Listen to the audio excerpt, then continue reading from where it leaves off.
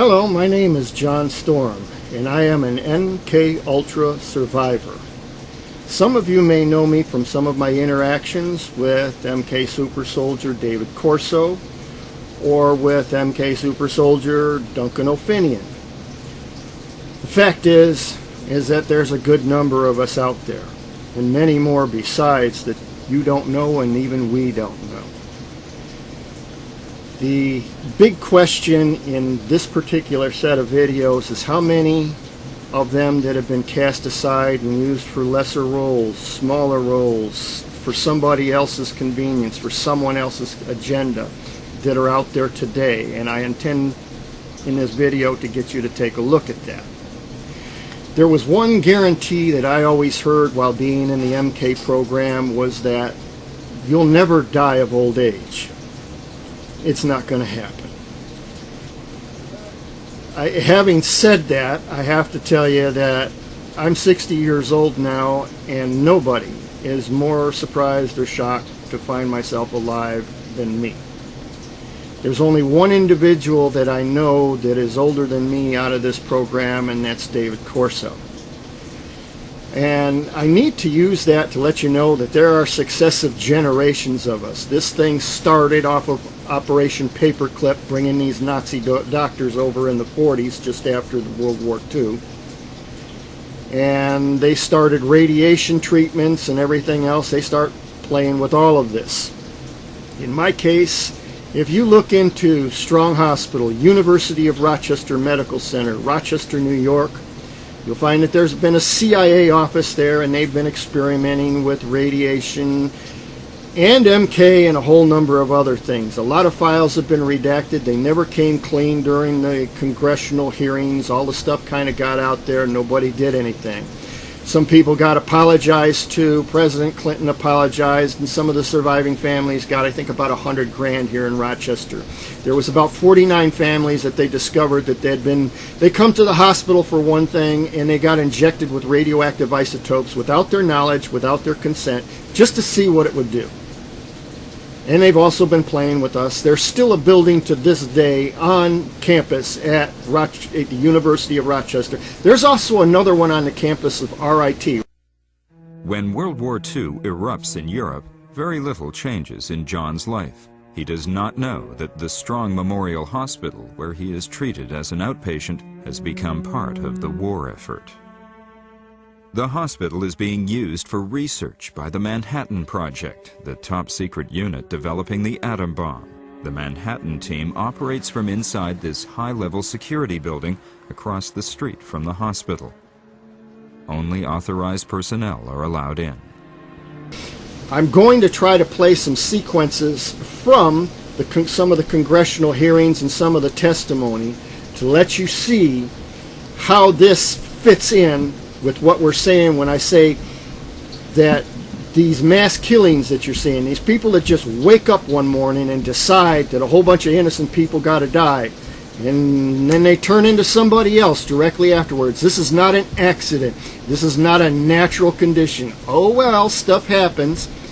This was done on purpose.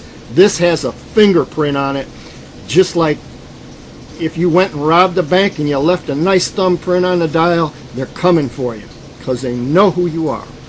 Well, we know, those of us that are in this program, when we make that accusation that this is MK Ultra, when we see people doing these things, it is not a conspiracy theory. None of this is theory when you've lived through it.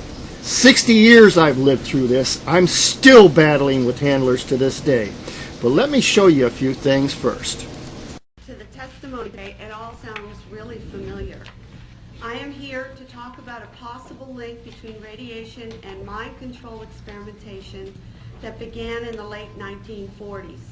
The main reason that mind control research is being mentioned is because people are alleging that they were exposed as children to mind control, radiation, drugs, and chemical experimentation, which were administered by the same doctors who are known to have been involved in conducting both radiation and mind control research. Written documentation has been provided revealing the names of people and the names of research projects in statements from people across the country. It is also important to understand that mind control techniques and follow-ups into adulthood may have been used to intimidate these particular research subjects into not talking about their victimization in government research. What's important here is that you understand that this isn't just me or just some wild kook out there. This is people from all over the country, different walks of lives, from different types of families, income brackets, cultures, you name it. And they are all identifying similar doctors or the same doctors, similar programs that have had certain military fundings, and there is a connection. These little clips are from congressional hearings. They're afraid to tell their doctors their histories as mind control subjects for fear of being considered to be crazy. These clients have named some of the same people, particularly a Dr. Green, who was associated with clients' reports of childhood induction of pain, mind control techniques, and childhood sexual abuse. One of my clients who had seen him with a name tag identified him as Dr. L. Wilson Green. A person with this same name was the scientific director of the chemical and radiological laboratories at the Army Chemical Center, and that he was engaged in doing research for the Army and other intelligence agencies. Other names that have come to light are Dr. Sidney Gottlieb and Dr. Martin Orn, who it is reported were also involved in radiation research. It needs to be made clear that people have remembered these names and events spontaneously, with free recall, and without the use of any memory retrieval techniques such as hypnosis. As much as possible, we have tried to verify the memories with family members, records, and experts in the field. Many attempts have been made through Freedom of Information Act filings to gain access to the mind control research documentation. These requests have generally been slowed down or denied, although some information has been obtained, which suggests that at least some of the information supplied by these clients is true. You can see pretty much as they've done with like UFO phenomenon and anything else that they don't want to admit to, they relegate it to the lunatic fringe area, the conspiracy theory. As I said, the things I'm talking about here are not theories at all. They're proven, they're solid, there's evidence. Just because somebody pish-poshes it or it doesn't end up on mainstream TV doesn't mean that it isn't so and that they haven't been keeping something from you. Good afternoon. Between the years of 1957 and 1984, I became a pawn in a government scheme whose ultimate goal was mind control and to create the perfect spy, all through the use of chemicals, radiation, drugs, hypnosis, electric shock, isolation in tubs of water, sleep deprivation, brainwashing, verbal, physical, emotional, and sexual abuse. I was exploited unwittingly for nearly 3 decades of my life, and the only explanations given to me were that, quote, the end justifies the means, and, quote, I was serving my country in their bold effort to fight communism. I can only summarize my circumstances by saying they took an already abused 7-year-old child and compounded my suffering beyond belief. The saddest part is, I know for a fact that I was not alone. There were countless other children in my same situation, and there was no one to help us. And the sad fact of this, there still isn't anyone to help them. Not me, not Duncan, not a whole bunch of us. We can't storm any one place and make it stop, pull the cover off of it. You've seen what's happened with the WikiLeaks thing there. They treat that guy, they're talking about killing him for treason just because he blew the whistle on all the evil criminal activities that were going on that he got his hands on. It never comes out good. And if you think it's hard on that soldier, I want you to think about what it's like on a 7-year-old girl mentioned in that other clip. Or even with me, because I've been in this thing since I was a baby off and on. I'd get out and I'd get told if I didn't pull the line, if I didn't get straight A's in school, if I wasn't all this or that, I was going to be relegated to that institution for the rest of my life. Imagine what that comes off like, to be strapped down to a chair, have all the things these people have done to you. You know it's coming. You can say anything you want and nobody's going to listen to you. You're always going to be crazy. I need to share with you that there are many ways of accomplishing the same thing. MKUltra operates under a multitude of umbrellas. There's clinics, there's military bases, there's hospitals that cooperate with this, all to get their funding. CIA shops and phony businesses set up everywhere to cover the damage control for all these things. For the Super Soldier program itself, there's also MK Monarch, MK Talent, MK Search. There's loads of these. For one, you need to be super strong. Okay, you just can't beef up somebody's muscles and expect that to work out right. You've probably heard of muscle-bound people that were so muscle-bound when they went to stretch something past 500 pounds, they broke their own bones doing it. Their muscles are so strong, their bones would snap like twigs. Well, in order to make that happen, where you can get a guy like me or Duncan that can bench press 1,000 pounds or something like that, or flip over a car by ourselves, you have to harden the bones. You have to strengthen the skeleton that you're going to hang these super dense muscle tissues on. And they can genetically affect that. This is not a super science or some far out thing. If you watch things like Fight Science, that you will hear how that they use methods like what they call microfracturing. By the martial artists continually pounding away on these concrete or a piece of iron or something like that, they're creating microfractures. And the calcium just kind of gathers and builds up and makes the bone harder and stronger.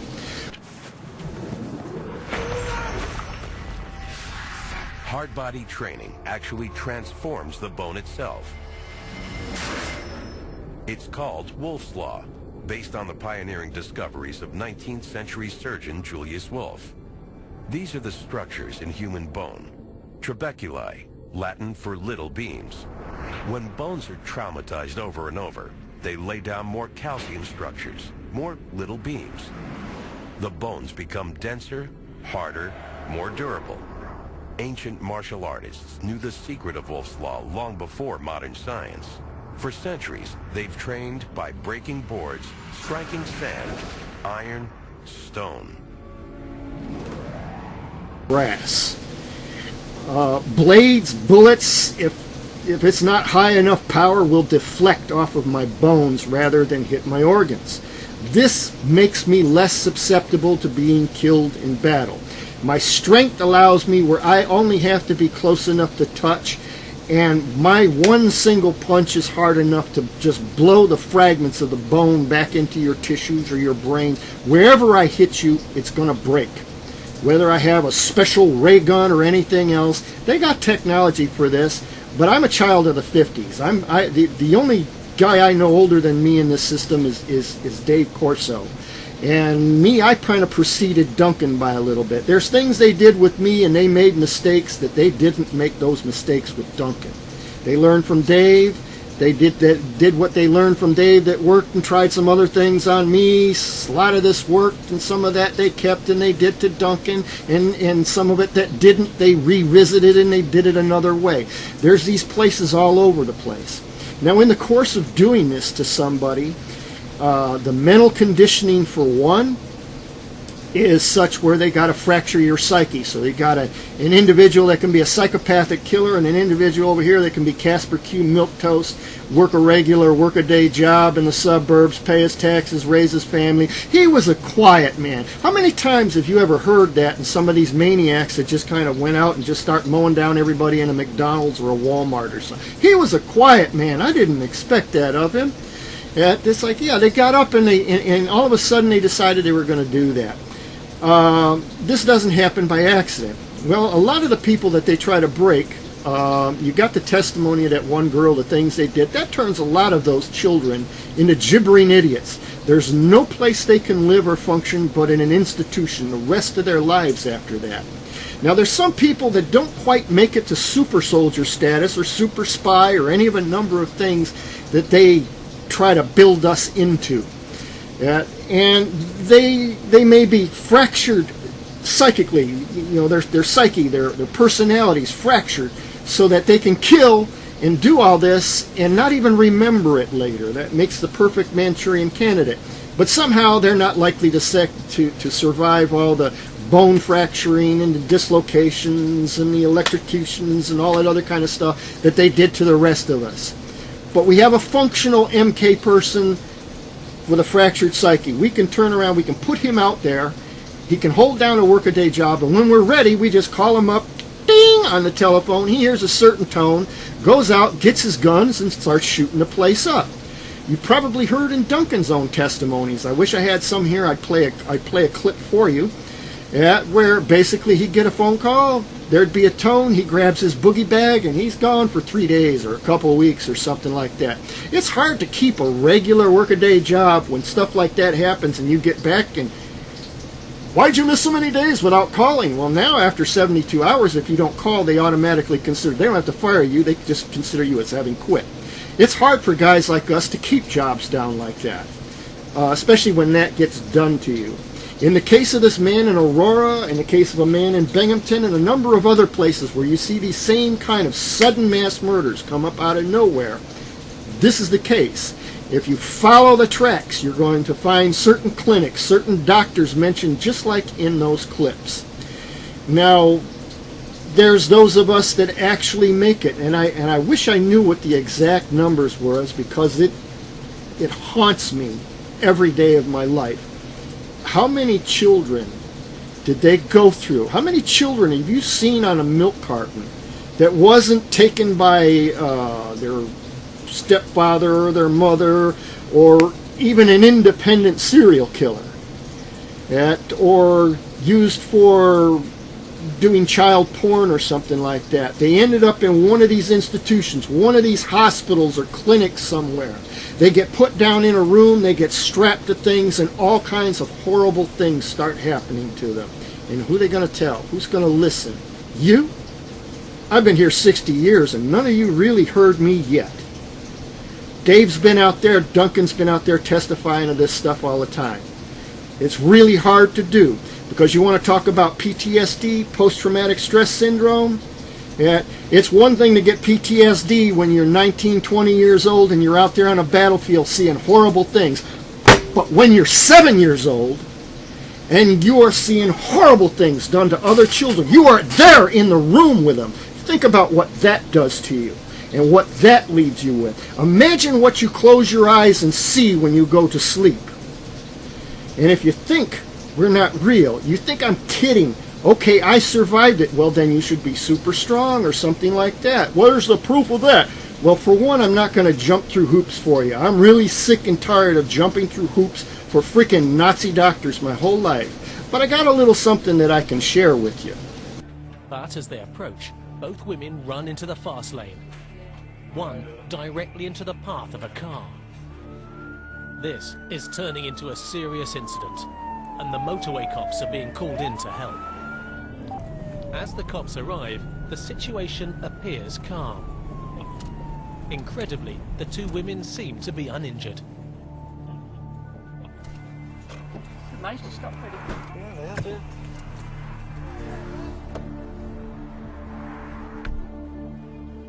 The highways officer came over to speak to us, and he started to inform us what had actually gone on, where these women had actually come from.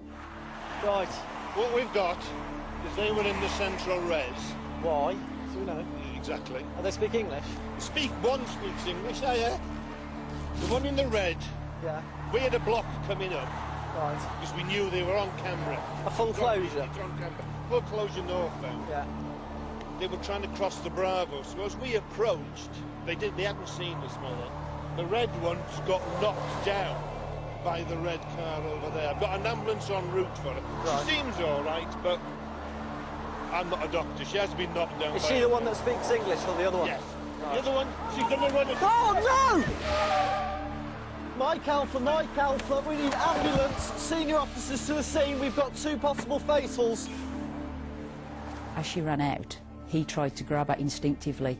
Luckily for him, her jacket came off, or else he'd potentially have been in the carriageway as well. She was obviously struck by the HGV. Once the first girl had run out, the second one, for some reason, also decided she was going to run out into the traffic as well. Can you look after her for me? The initial shock was just phenomenal. You can't believe that two people have just done that in front of you. It's okay, no, stay where you are, stay. It's now a major incident, and we need backup, to us quick. Oscar Tango 3-3 on arrival. Both females have ran out into the carriageway. First female has been hit by HGV in lane 2, serious injury. Second female has been hit by a small vehicle in lane 1. It's got 2 serious casualties. We're going to need air ambulance. No, come on, my love, come on, you've hit your head. Calm down. We are the police. We are the police. Calm down. Yeah, and the doctor's en route. It's okay, calm down. She appears very disorientated. She's unconscious initially. I mean, you can see the damage to the vehicle, the windscreen and the roof as well. The majority of people don't survive collisions when they've had an impact like that. I'm trying to make sure you're okay. Right. Where's Paul? Oh, shit. Where's Paul? It was unbelievable when she started to come round and just decided that she was perfectly okay. Where's Paul? Stay. Oh, why do you film me? Stay still. Why do you film me? Oscar Tango 3-3. Fucking hell! No! No! Her strength was absolutely phenomenal. The only time I've dealt with people with similar strength are those people that have been on drugs or under the influence of alcohol. Stay! Stay there! Calm down, calm down, calm down! Calm down! Calm down, calm down! Calm down! Yeah, pedestrian on the safe boat. She's looking to fight, she's in a fighting stance. I'm now confronted with a seriously deranged woman. Relax. Calm down. They're high on something. Calm down. We're police. Police. Police. I suspect that police. on behalf of the yeah. Police. Grab her. I was joined by a member of the public who happened to be a retired police officer who offered his assistance, which was gratefully accepted. We thought we'd be able to restrain her with 3 of us, but the strength was just phenomenal. You all right? Yeah, got. The first police patrols at this point started to turn up. As we tried to get her over the central reservation, she went wild again. Handcuff. Some people were very close to being kicked full force in the face. Right, we get her down. Get her down, we get handcuffed from behind, it's not this. Down. On the face. Down, turn her on the face now. Over. That way towards you. Watch it, face, watch it. It took 6 of us in total to restrain her. The police! We are the police! We are the No, let go! Why do you let me stand, Robert? Why do you do this? Why do you do it? Why? Why? I'll get that. Roll her forwards. Go on. Over. Roll her over. Fuck you, guys! Fuck you! Fuck off! She's had a serious impact with the vehicle, to a point of us actually getting her resuscitated out at one point because she was unconscious and we thought she may stop breathing. And she's gone from that to the sheer strength and the unpredictability. We believed it may have been connected to a head injury, which is why we didn't go hands-on with equipment. Now the woman is safely restrained, PC Finlayson updates his senior officer. This one has then gone over the bonnet of that car. She's then got up, punch Trace and ran across there. This one? Yeah. Is she under arrest at the moment? Well, 136 if she is. Well, she needs to be, for if nothing else, for going on the carriageway and for her own safety. Come on! The commotion has had a huge knock-on effect. Both sides of the motorway are closed, and motorists are trying to see and film what's going on. So, if I catch you taking a photograph, I'll seize the camera off you, okay? It's not something we want the public to be doing. It often inhibits our dealing with an incident because people encroach on us working.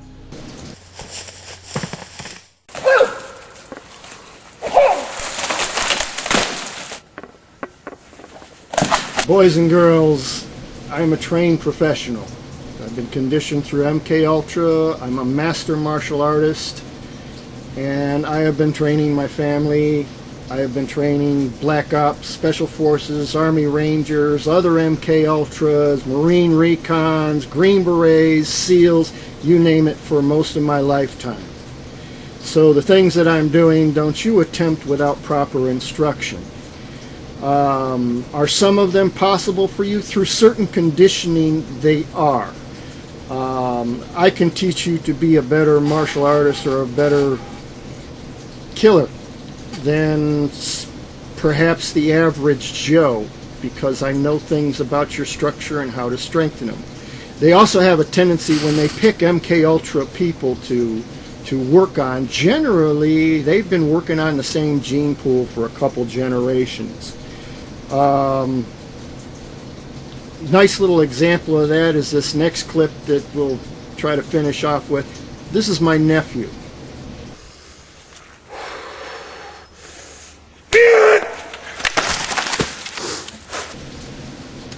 So in conclusion to my little presentation here, I don't want you to take this as some wild rumor. So-and-so says it might be MKUltra. Oh, that's a conspiracy theory. I think what you really need to do is take what information you get off mainline TV. Take what information you get off these wild things you see on the internet all over. If there's any truth to it all, there's places where it can be backed up. There's places that'll collaborate that evidence with something else. Put those people together in the same place at the same time. What clinics, what army bases were used, what doctors were named. You'll find that there's information out there. The information is there, but you have to be your own detective. I'm not saying you take my word for everything and be all impressed with me. I'm not here to be impressed of you. I'm not impressed with you, and I have no reason to want to impress you. I just want you to be informed. I want you to understand how you, your loved ones, are being used. Hey, I'm somebody's son. I was somebody's grandson, and people did these awful things to me. The people in those congressional hearings, people even like Duncan and Day, awful things got happened to them. You can't imagine how awful.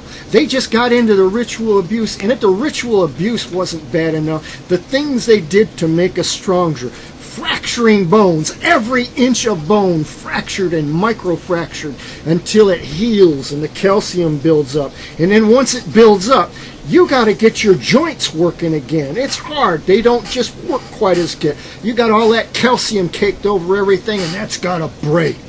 That's got to work. That's pain like you can't believe. And that's just one part. That's just making me strong. What's making me harder and, you know, my muscles harder and denser and all that other things, all the other parts of the conditioning that go with it. And it varies from one part of the program to the other. One may rely on a lot of bionic implants, chips, things to amplify signals to muscles and nerves. Some may use mostly genetics, or they'll use combinations of that. They'll make you a chimera. They use DNA from other things. I have more than just human DNA in me. I even have animal DNA in me to bring out certain things, to bring out certain abilities, to make me functional, survivable, and most likely to be able to carry out my mission without embarrassing my masters. I'm going to have to deal with myself and my own memories coming back to haunt me for having produced this production and giving you this information. But I really think you should have it. I really think you should understand. I mean, really understand the width and the depth of the people that's ruling you behind your back without your knowledge. Those 49 families I spoke of at Strong Hospital that got injected with radioactive isotope, nobody asked them anything. And, oh, wow, you know, your dad dies. Yeah, here's $100,000. Makes you happy? Maybe that'll make you happy. Maybe I miss my father.